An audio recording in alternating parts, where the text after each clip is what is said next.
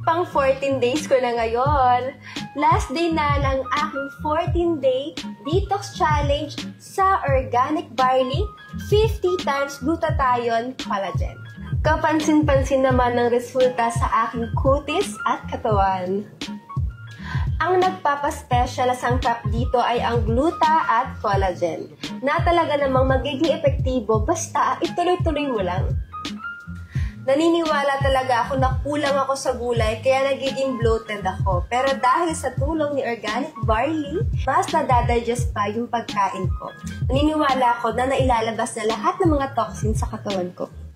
At syempre, certified FDA Philippines to, kaya safe na safe ka.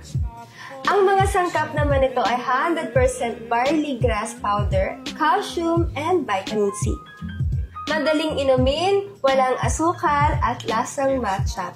Mas mainam tong inumin tuwing umaga para ma-digest ang mga kinakain nyo sa buong araw.